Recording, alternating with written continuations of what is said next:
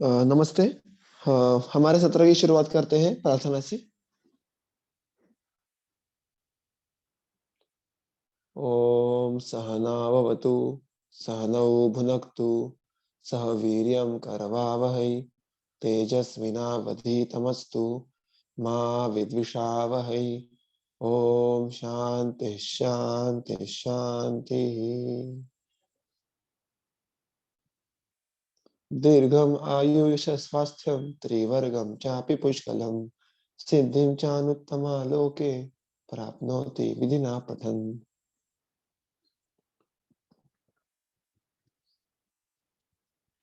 तो हम चरक सूत्र स्थान पहला अध्याय, उसमें से हम सूत्र क्रमांक 67 तक हमने पिछले बार हमारा वाचन वहां तक आके रुक गया था। और इसके पीछे मैं ऑडिबल बाय द वे, मेरी आवाज आ रही है? चैट में भी लिख दिया यस और नो तो मुझे समझ में आ जाएगा। Okay okay, thank you.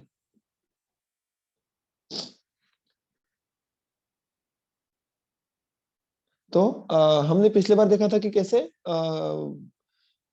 कारण प्रकरण पूर्ण होने के बाद कार्य प्रकरण ये शुरू हुआ था। उसमें भी पहले हमने देखा था कि रस, इस संकल्पना के बारे में कुछ उन्होंने वर्णन किया था, जो कि हमारे व्यवहार के लिए अत्यंत महत्वपूर्ण है। जब भी हम व्यवहार में हेतु के बारे में सोचते हैं या चिकित्सा के बारे में सोचते हैं, तो गुण, वीर्य, विपाक, इन सारों का समावेश पहले हम रस, इस संकल्पना के द्वारा करके फिर आगे बढ़ते हैं। और उसके बाद फिर हमने देखा था कि द्रव्य संकल्पना या द्रव्य प्रभाव संकल्पना का वर्णन उन्होंने किया था भेदों के द्वारा। तीन भेद थे प्रभाव भेद पे आधारित द्रव्यों के, जो कि किंचित दोष प्रशमनम, किंचित धातु प्रदूषणम और स्वस्थ वृत्त यानी स्वस्थ वृत्त के लिए हितकर, इस प्रकार का जो एक द्रव्य भेद था वो हमने इसके पहले के सत्र में देखा था। और उसी वर्णन के पद्धति को आगे बढ़ाते हुए इसके आगे जो 68 क्रमांक का सूत्र और उसके आगे का वर्णन है पूरा, वो भी द्रव्य भेद के बारे में ही है। लेकिन इस द्रव्य भेद का क्राइटेरिया अलग है, इसके क्राइटेरिया अलग है। क्या है तो उन्होंने यहाँ पे कहा है, देखो कि उसकी जो उत्पत्ति है, उत्पत्ति का उसका जो सोर्स है, या हम कह सकते हैं कि उसकी जो इस योनि है, उसके आधार पर उन्होंने द्रव्य के पुनः त्रिविध भेद किए हैं। और उसका कुछ वर्णन हमें इस पहले अध्याय में इसके आगे देखने के लिए मिलता है। तो वो अभी उसके बारे में हम जो सूत्र है उसका वाचन करेंगे और उसका अर्थ जानने का प्रयास करेंगे।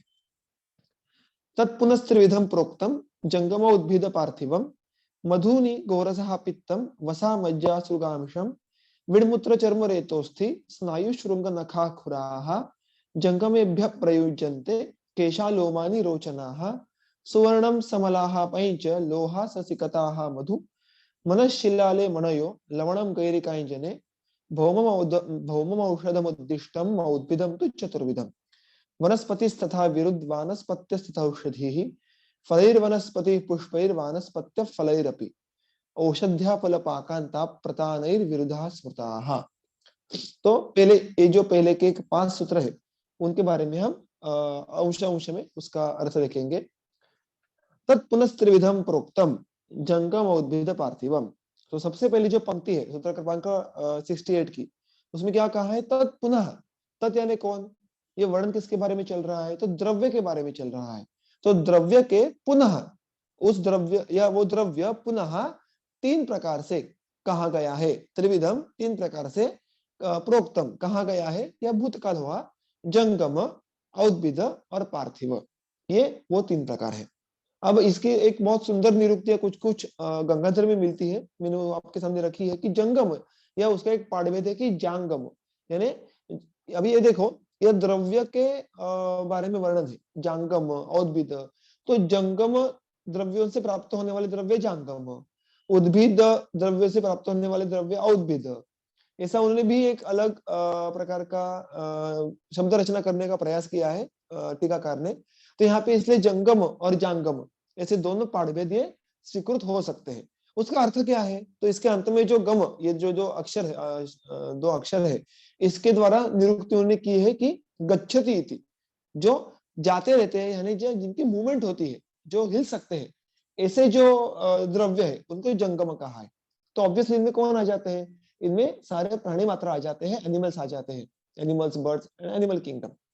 सेकंडली औद्भिद, औद्भिद की निरुक्ति क्या की है उन्होंने, उद्भिद्य पृथ्वी में जायते, जो पृथ्वी को भेद कर यानी जमीन को भेद कर जो ऊपर आते हैं, जिनकी उत्पत्ति होती है, उनको औद्भिद ये संज्ञा उन्होंने उपयोग में लाई है।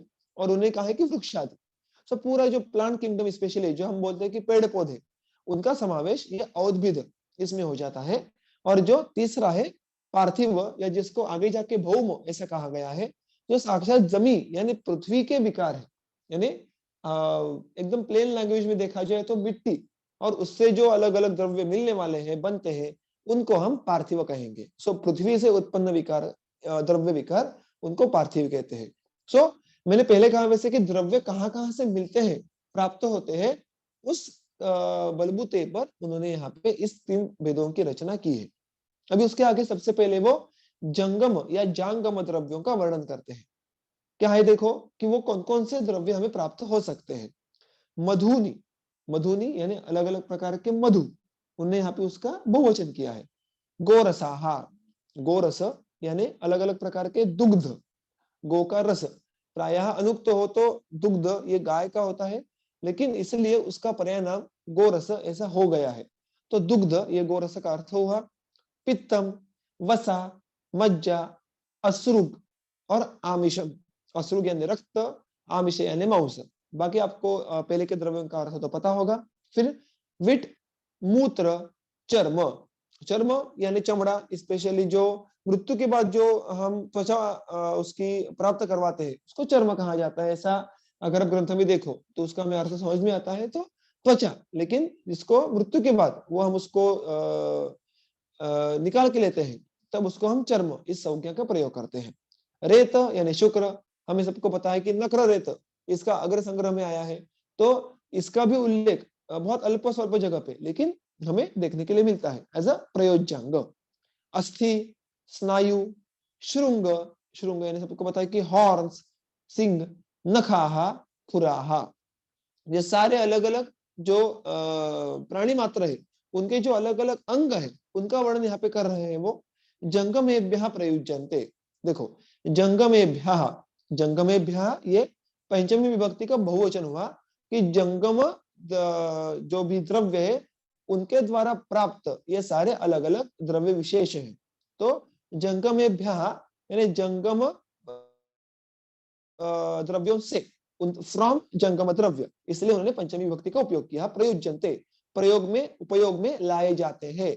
और कौन है उसके साथ, केशाहा, लोमानी, लोमानी ये प्रायः सिर या हेड छोड़कर जो अन्य शरीर पे जो बाल होते हैं उनको लोम कहते हैं हमारे आयुर्वेद के संज्ञा विशेष के द्वारा। और केश यानी जो सिर पे होते हैं उसके केश कहेंगे। और रोचना, हाँ गोरोचन, ये आपने कई जगह जगह पढ़ा होगा। तो उसका अर्थ होता है कि जो भी पित्त होता है, वो पित्त जब घनीभूत हो जाता है तो उस द्रव्य को हम रोचन कहेंगे।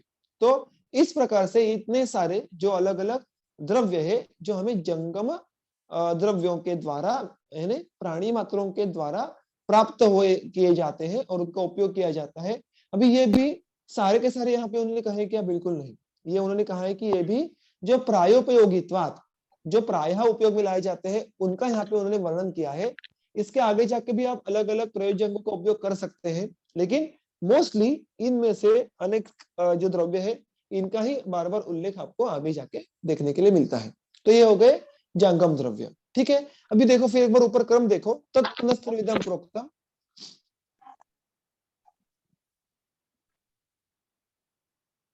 तत्पुनस्त्रिविधम प्रोक्तम जंगम औद्भिद पार्थिवम। जो क्रम क्या है, जंगम, औद्भिद और पार्थिव, इसको कहते हैं कि उद्देश्य, यानी जो उद्देश्य क्रम है जो उन्होंने शुरुआत में ही संक्षेप में वर्णन किया है, तब क्रम क्या है। सो सबसे पहले जंगम था, उसका वर्णन आया, तब इस क्रम से आगे जाके औद्भिद का वर्णन दूसरे आना चाहिए था, लेकिन अब आगे जाके देखोगे तो वर्णन आता है पार्थिव द्रव्यों का या भौम द्रव्यों का। तो इस क्रम में बदलाव क्यों किया, देखो इतना भी अगर बदलाव हो क्रम में, इतना भी परिवर्तन हो, तो भी टीकाकार उसके बारे में कुछ तो प्रयोजन रखते हैं, क्योंकि निष्प्रयोजन ऐसा क्रम में बदलाव करना, एक के बाद कुछ अलग ही वर्णन करना पहले कहा है उससे, तो ये कभी भी ग्रंथकार नहीं करते। उसके लिए शास्त्र के रचना के नियम ये लागू होते हैं। तो उन्होंने क्या कहा है कि इस पहले दिए हुए क्रम से अलग क्रम में वर्णन क्यों कर रहे हैं, क्योंकि जो ये दूसरा भेद है औद्भिद यानी जो वनस्पतियों से या पेड़ पौधों से हमें द्रव्य प्राप्त होते हैं, उनका जो उपलब्धता है और उनकी जो उपयोगिता है वो बहुत ज्यादा है। तो उनका वर्णन हमें विस्तार से करना पड़ेगा, और इसलिए जिसका वर्णन विस्तार से करना है उसको हम अंत में रखेंगे, क्योंकि वो टॉपिक बड़ा है। तो पहले एक छोटे टॉपिक को कवर कर लेते हैं कंपैरेटिवली, जो टॉपिक है पार्थिव या भौम। और इसीलिए उन्होंने जंगम के बाद जो क्रमांक 3 का वर्णन था द्रव्य का पार्थिव, उसका पहले उन्होंने वर्णन करने के लिए सूत्रों की रचना की है। और इसीलिए सूत्र क्रमांक 70, इसमें आपको भौम द्रव्यों का वर्णन मिलता है। वो सूत्र क्या है देखो, सुवर्णम समलाः पंच लोहाः ससिकताः सुधा मनःशिलाले मणयो लवणम गैरिकांचने भौमम औषधम उद्दिष्टम। अभी जो सबसे अंत में यहाँ पे जो शब्द का उपयोग किया है उद्दिष्टम, हमने देखा कि अभी तक 5-6 बार ये शब्द आ चुका होगा शायद। उद्दिष्ट यानी उद्देश्य, तंत्र युक्ति में आपको इसका वर्णन देखने के लिए मिलेगा कि जो इन शॉर्ट वर्णन करते हैं, जो संक्षेप में वर्णन करते हैं, उसको उद्दिष्ट या उद्देश्य कहते हैं। तो यहाँ पे भी उन्होंने इसे स्पष्ट तरीके से कहा है कि हम जो भौम औषध है, देखो उन्होंने चयन भी कितना सुंदर किया है शब्दों का, क्योंकि इनका हम आहार में प्रधान द्रव्य के हिसाब से उपयोग कभी नहीं करेंगे। इसमें से अगर एकमात्र लवण छोड़ा तो बाकी आहार द्रव्य कोई भी नहीं है। तो प्रायः इनका जो उपयुक्तता है वो औषध के द्वारा है, और इसलिए ये भौम औषधों का संक्षेप में वर्णन करने का सूत्र है, ऐसा वो हमें कह रहे हैं। तो सूत्र में क्या क्या आया है देखो, सुवर्णम, सुवर्ण यानी सोना, गोल्ड, ये हम सबको पता है। समलाः पंचलोहाः, अब ये समलाः, समला को मल इस शब्द को उपसर्ग लगा है स, और स ये उपसर्ग क्या दर्शाता है, तो स यानी साथ, किसी के साथ। तो ये मल किसके है, किसके साथ जोड़ना है, तो समलाः ये जो बहुवचन है उसको जोड़ना है हमें लोह के साथ, जो आगे शब्द आता है। लोह कितने कहेगा ये, पंच, तो पंचलोहाः समलाः, ऐसे इसका एक अर्थ होता है कि लोह जो 5 है उसके 5 मल भी यहाँ पे हमें गृहीत या इंक्लूड करने हैं। तो 5 लोह और उनके 5 मल, एक इसका सीधा अर्थ हो गया।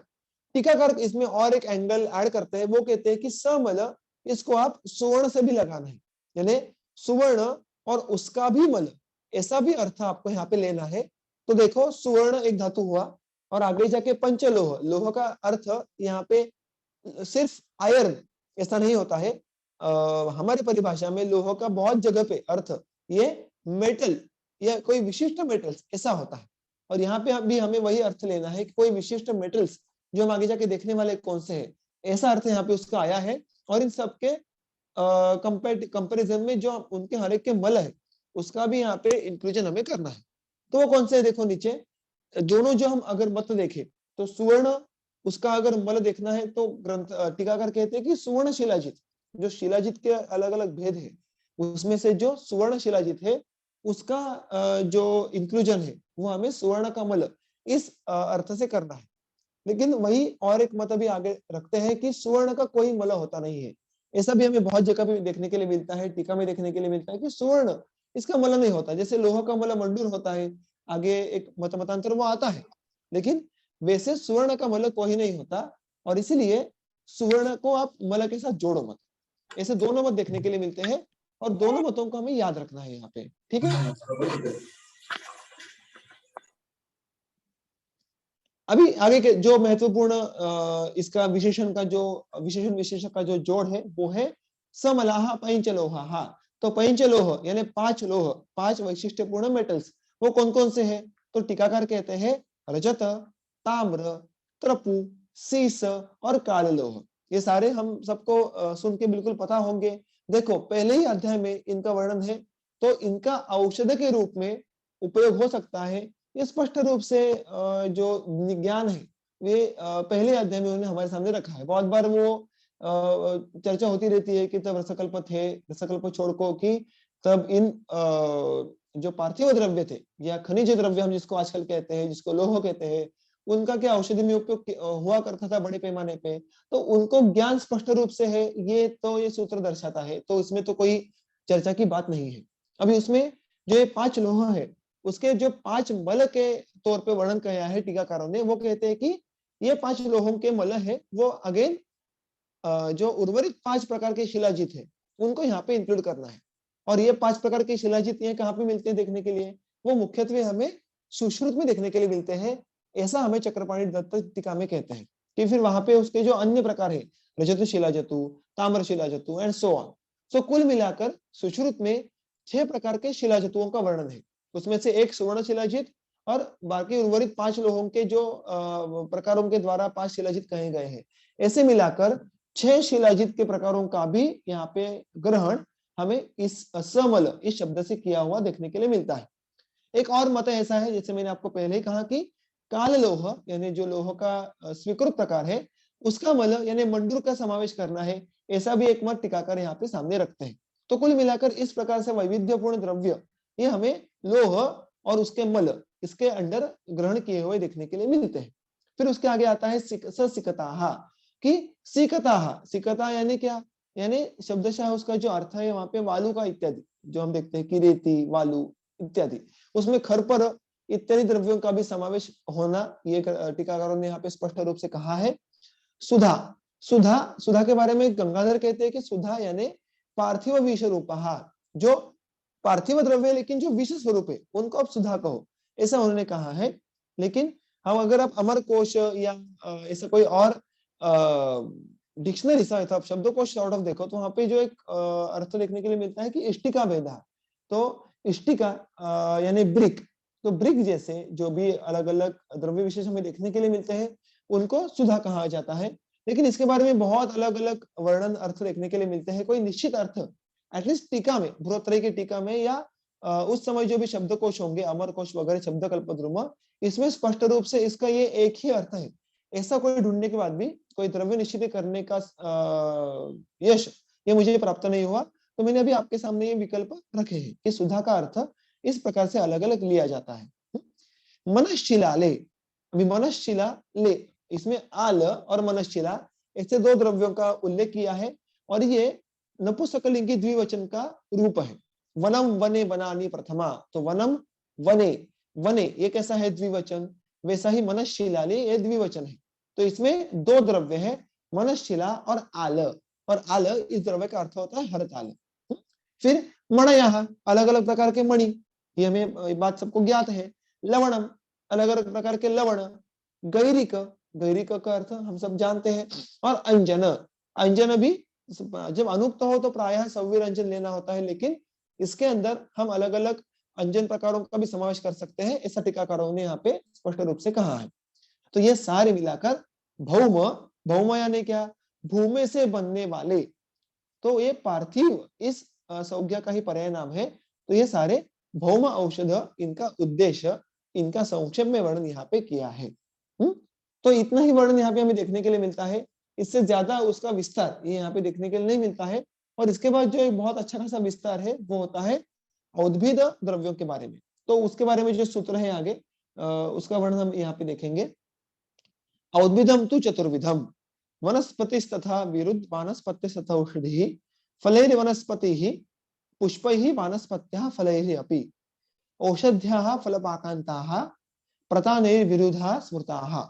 तो यहाँ पे देखो उन्होंने स्पष्ट रूप से कहा है कि औद्भिदम चतुर्विधम, औद्भिद के फिर 4 उपभेद या 4 आगे जाकर भेद हमें यहाँ पे उन्होंने वर्णित किए हैं हमारे लिए। वो कौन से हैं? वनस्पति ही, विरुद्ध, वानस्पत्याः और औषधि ही। अभी इनके भी गंगाधर बहुत ही सुंदर निरुक्ति यहाँ पे हमारे सामने रखते हैं।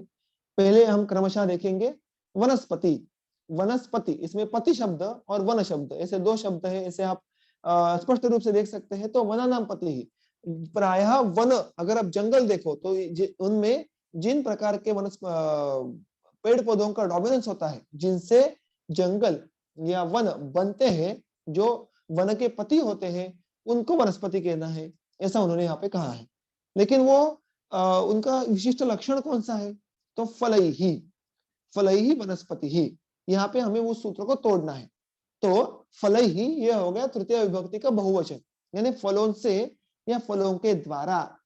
और उसमें अर्थ क्या लेना है कि जो वनस्पति फलों के द्वारा यानी बिना पुष्पै ही फलै ही, ऐसा टीकाकार स्पष्ट करते हैं। क्योंकि आगे जाके अगर आप वानस्पत्य इस प्रकार के औषधीय द्रव्यों को देखें तो वहां पे उन्होंने कहा है कि पुष्पै ही फलै ही अपि, तो पुष्प और फल दोनों देखने के लिए मिलते हैं, उसको वानस्पत्य कहते हैं। तो उस तुलना में जो वनस्पति इस औषधीय द्रव्य का अर्थ होता है वो होता है विना पुष्पै ही फलै ही, जो बिना पुष्प, हमें पुष्प का दर्शन नहीं होता, डायरेक्टली फलों का दर्शन होता है, उनके द्वारा जिनको जाना जाता है उनको हम वनस्पति कहते हैं। तो इसीलिए में बट, उदुम्बर इत्यादि द्रव्यों का समावेश करना है, ऐसा टीकाकार कहते हैं। अभी अगर आप बोटेनिकल देखने के लिए जाए तो ऐसा हमें वर्णन मिलता है कि बाबा जो भी छोटे फल होते हैं बट उदुम्बर के, they are nothing but a group of flowers, उसमें फ्लावर्स भी होते हैं, क्योंकि फ्लावर्स पे ना तो फ्रूट्स होंगे नहीं। लेकिन यहाँ पे हम बोटेनिकली नहीं देख रहे हैं, तो हम उसको जो हमारे सिंपल नेत्रों से विद द बेयर आईज हमें जो देखने के लिए मिलता है और जो परसीव होता है, इसके सिंपल बेसिस पे हमें उन्होंने वर्णन करने का प्रयास किया है कि बाबा उसमें हमें साक्षात जिसको हम फूल कह सके, वो फूल हमें दृष्टिगम्य होता नहीं है, डायरेक्टली हमें क्या देखने के लिए मिलता है, फल देखने के लिए मिलता है। तो ऐसे वनस्पतियों को, या वनस्पति शब्द यहाँ पे अलग हो जाएगा क्योंकि यहाँ पे वनस्पति ये विशिष्ट प्रकार का द्रव्य है, तो ऐसे पेड़ पौधों को यहाँ पे उन्होंने वनस्पति कहा है। तो वट, उदुम्बर इत्यादि जिनमें हमें पुष्प दर्शन होता नहीं है, डायरेक्टली फल दर्शन होता है, ऐसे पेड़ पौधों को वनस्पति कहा है। वानस्पत्य पुष्पै ही फलै ही अपि, यानी उनमें पुष्प और उसके बाद फल ऐसा क्रमशः देखने के लिए मिलता है, यानी पुष्प देखने के लिए मिलते हैं और फल भी ऑल्सो अपि देखने के लिए मिलते हैं, उनको वानस्पत्य यानी प्रधान वनस्पति ही, वनस्पतियों में भी जो प्रधान होते हैं उनको वानस्पत्य कहना है, ऐसी निरुक्ति गंगाधर वहां पे हमें देते हैं। उसके आगे चलकर देखो, औषध्या, औषधि, औषधि ये भी औद्भिद यानी पेड़ पौधों का एक विशिष्ट प्रकार है। फल पाकांता, यानी फलों के पाक होने के बाद जिस वनस्पतियों का अंत हो जाता है, फलस्य पाकात अंतः विनाशः येषाम, तिल, मुद्ग, ये जो हमारे प्रायः क्रॉप्स रहते हैं, जो भी हम खेती करते हैं उनमें देखने के लिए मिलता है बहुत बार, ऐसे अलग अलग जो क्रॉप्स रहते हैं उनमें क्या देखने के लिए मिलता है कि पहले उसमें जो फल होते हैं उनका पाक हो जाता है, और फल का पाक हो गया कि उस जो पेड़ है, जो पौधा है, उसका लाइफ साइकिल पूरा हो जाता है और उसकी मृत्यु आ जाती है, सूख जाता है वो। तो ऐसे प्रकार के जो पेड़ पौधे हैं उनको औषधि कहते हैं, फल पाकांता। उसमें और एक मतांतर जो गंगाधर ने सामने रखा है, वो कहते हैं कि फलांता और पाकांता, ऐसे दो अलग अलग आप प्रकार इसमें ले सकते हैं। फलांत मतलब क्या, फलांत का अर्थ क्या हुआ, जैसा हमने हमें अभी अभी देखा कि फल की उत्पत्ति हुई और उसके बाद उस पौधे को पौधा की मृत्यु हो गई, पौधा सूख गया। और पाकांत यानी उसका प्राकृत कालन स्वरूप ही पाक हो जाता है और वो सूख जाता है। जैसे उन्होंने उदाहरण दिया है दुर्वा का, कि दुर्वा को तो कोई फल वगैरह दिखता नहीं, आता नहीं, लेकिन उसका भी कालतः पाक हो जाता है और उसका भी अंत कभी कभी सूखने से हो जाता है। तो ऐसे द्रव्यों का भी समावेश आप औषधि में करो, ऐसा एक मत हमें गंगाधर में देखने के लिए मिलता है। और लास्ट विरुद्ध, विरुद्ध यानी जिनको प्रतान होते हैं, जिनको अलग अलग टेंड्रिल्स एक्सेट्रा होते हैं, जिससे वो अवकाश को व्यापते हैं। विरुद्ध, इसमें निरुक्ति के समय उन्होंने ऐसा कहा है कि रुद्ध यानी रोध करना, यानी अवकाश को जो व्याप्त करके रोध करते हैं, अवरोध करते हैं, यानी जो रास्ते को या किसी विशिष्ट जगहों को व्याप्त कर देते हैं, उनमें उसके मार्ग को रोक देंगे, ऐसे जो होते हैं। तो उसमें क्या क्या आता है, इसमें अलग अलग लता आती है, उसमें अलग अलग गुल्म आ जाते हैं, ये सारे विरुद्ध में समाविष्ट करना है, ऐसा टीकाकारों ने वर्णन किया है। तो इस प्रकार से वनस्पति, वानस्पत्य, औषधि और विरुद्ध, इन चार प्रकारों के औद्भिद द्रव्य हमें देखने के लिए मिलते हैं, या इनका स्मृता ऐसा जो वर्णन है वो बहुत पहले से ही किया गया है, ऐसा स्मरण किया गया है, ऐसा शब्दशः अर्थ स्मृत इस क्रियापद का यहाँ पे किया है। ओके, सो मूविंग अहेड, उसके आगे उन्होंने क्या कहा है, देखो कि कौन कौन से प्रत्यंग प्रयोज्यांग होते हैं, जो प्रायोपयोगी होते हैं औद्भिद द्रव्यों के। मूलत्वक सार निर्यास नाल या नाड स्वरस पल्लवाः क्षाराः क्षीरम फलम पुष्पम भस्म तैलानि कंटकाः पत्राणि शुंगाः कंदाश्च प्ररोहाश्च उद्भिदो गणः प्ररोहाः च औद्भिदः गणः। ये गण यानी ग्रुप है। कौन सा ग्रुप है? तो अभी अभी हमने जो औद्भिद द्रव्य देखे उनके द्वारा प्राप्त होने वाले जो अलग अलग द्रव्य विशेष है, जो अलग अलग प्रयोज्यांगों के द्वारा प्राप्त होते हैं, उनके द्वारा निर्मित ये गण है। उसमें देखो, अगर आप बारीकी से देखो तो आपको जो प्रयोज्यांग है वो स्पष्ट रूप से समझ में आ जाएंगे। मूलत्वक यानी मूल और मूल की त्वचा, सार यानी त्वचा के अंदर जो वृक्ष का जो रहता है, जो स्टेम रहता है, उसके अंदर जो त्वचा के निकालने के बाद एक घन जो उसका प्रयोग एक अंग रहता है, उसको हम सार कहते हैं। निर्यास जो द्रव स्वरूप बाहर निकलता है और फिर वो घनीभूत हो जाता है, लाक्षा इत्यादि का जो हम देखते हैं वो निर्यास है। नाल यानी स्टॉक या उसको नाड़ भी कहते हैं, जो नली के जैसा होता है। स्वरस, पल्लव, पल्लव यानी जो ताजे पत्ते होते हैं उनको पल्लव कहेंगे। छोटे पत्ते होते हैं जिनको जो अभी अभी उत्पन्न होने के कगार पे होते हैं उनको हम पल्लव कहते हैं। क्षार, क्षार और आगे जाके भस्म भी आता है। तो दोनों का अलग अलग वर्णन हम सबको पता है कि भस्म ये साक्षात जला देते हैं, जिसको प्रायः काला रंग प्राप्त होता है। क्षार निर्माण की एक विशिष्ट विधि होती है और प्रायः क्षार ये श्वेत वर्ण का होता है, श्वेत वर्ण का होता है। क्षीर, क्षीर वृक्ष हमें पता है कि जो क्षीरवत या स्नेह क्षीर, जिसमें से हम क्षीरवत जो श्वेत द्रव होता है वो प्राप्त होता है। फल, पुष्प, तैल, अलग अलग तैल हम जो प्राप्त करते हैं वो। कंटकाः, शालमली कंटक सबको पता है उसका उदाहरण। पत्राणि, जो फुल ग्रोन लीव्स होते हैं उनको हम पत्र कहेंगे। सो पल्लव अलग और पत्र अलग। पंच पल्लव, जम्बू, कपित्थ, आम्र, इसके कैसे पल्लव उपयोग में लाए जाते हैं वो अलग, और पत्र which are full grown leaves उसको पत्र कहेंगे। फिर शुंगाः, जो बर्ड्स होते हैं लीव्स के, यानी अभी तक पत्तों को फूलना है लेकिन उसके पहले भी जो उनके बर्ड्स होते हैं उसको शुंग कहते हैं। जैसे कि पुंसवन विधि में वटशुंग इसका उल्लेख आता है। तो हमें यहाँ पे सब वटों का शुंग का उपयोग करना होता है। जो भी पत्तों का भी खुलना है उन पत्तों के बड़ को शुंग कहेंगे। कंदाहाश्च, जो अंडरग्राउंड रहते हैं उसको कंद कहेंगे। प्ररोहाश्च, और जो प्ररोहण के लिए हमने अभी भी देखा कि जो प्रतान होते हैं उस प्रकार के जो प्ररोह होते हैं उन सारों को मिलाकर औद्भिद गण ये बनता है। तो देखो कितने अलग अलग एक ही वनस्पति के प्रत्यांगों का वर्णन तब करके रखा है और इस हर एक का हम उपयोग युक्ति के द्वारा औषधि में कर सकते हैं। ठीक है, अब इसमें से भी वो आगे जाके जो एक एलेबोरेशन करते हैं वो है मूलिनी और फलिनी, स्पेशली उनका, कि जो सबसे प्रायः इन सब प्रयोज्यांगों में भी जो वनस्पति के अंग उपयोग में लाए जाते हैं उसमें मूल, मूल और फल ये बहुत ही कॉमन है। तो इसलिए वो सबसे पहले मूलिनी यानी जिनके मूलों का उपयोग करना है ऐसे द्रव्यों का वर्णन यहाँ पे करते हैं, और फिर उसके बाद जिसके फलों का उपयोग करना है ऐसे द्रव्यों का वर्णन करते हैं, और उसके बाद फिर वो आगे चलकर अलग अलग द्रव्यों का भी वर्णन करते हैं। वो कौन कौन से हैं वो हम क्रमशः आगे के सूत्र में देखेंगे। पहले उसका उद्देश्य उन्होंने सूत्र क्रमांक 74 और 75 में किया है।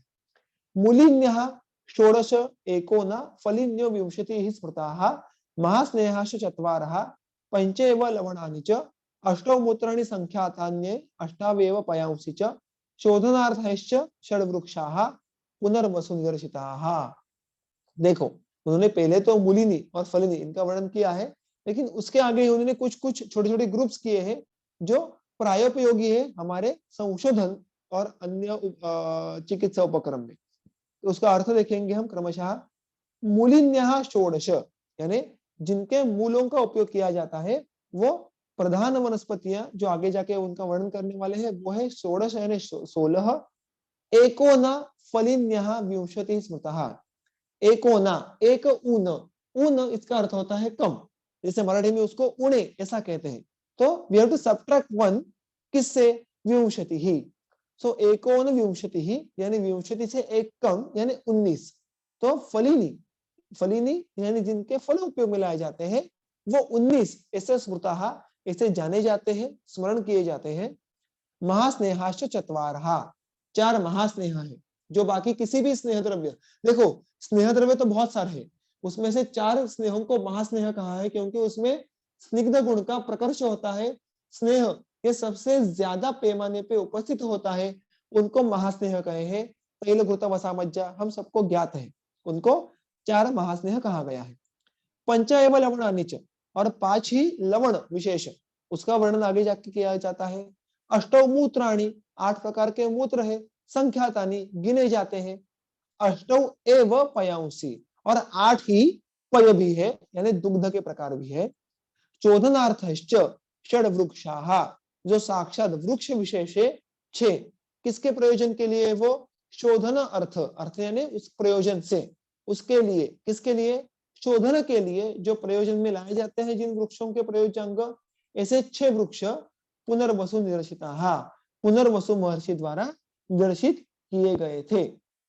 और यह एतान वेत्ति संयुक्तुम विकारेषु सवेदवित, उन्हें क्या कहा है? देखो ये उन्होंने एक उदाहरण मात्र यहाँ पे अलग अलग प्रकार के द्रव्यों का वर्णन किया है, और वो कहते हैं अंत में कि यह एतान वेत्ति संयुक्तुम, यह यानी जो एतान, इन सारे द्रव्यों को या इन्हें वेत्ति जानता है, संयुक्त यानी संयोग करने या संयोग करना, संयोग करने के प्रयोग में, किन में? विकारेषु, विकारों में। सह वह वेदविद, वेदों का जानकार, और यहाँ पे उन्होंने कहा है कि यहाँ पे वेद, इसका अर्थ आयुर्वेद लेना है, तो आयुर्वेद का जानकार।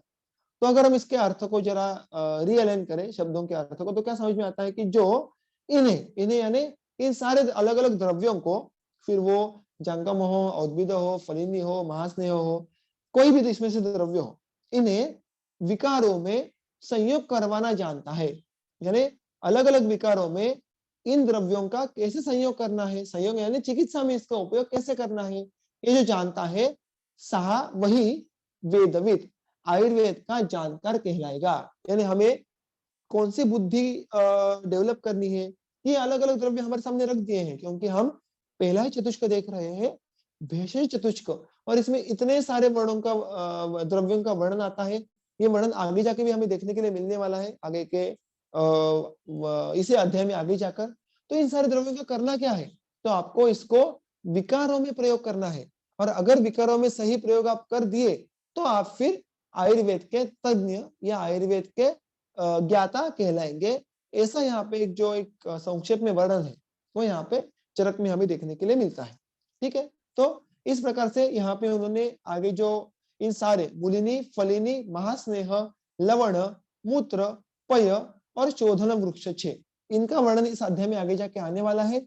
इनके उन्होंने अच्छा खासा इंट्रोडक्शन यहाँ पे करके रखा है, और इसके आगे जो सूत्र क्रमांक 77 से जो वर्णन आता है वो शुरू होता है। तो जो अलग अलग मूलिनी इत्यादि द्रव्य है जो यहाँ से आगे शुरू होते हैं, उनका हम विस्तार से जो वर्णन है वो इसके आगे के सत्र में देखेंगे। अगर किसी को आज के इस सत्र में कोई आशंका हो या कोई प्रश्न हो तो अभी आज पूछ सकते हैं, अगर नहीं हो तो हम हमारा सत्र आज यहाँ पे पूर्ण करेंगे।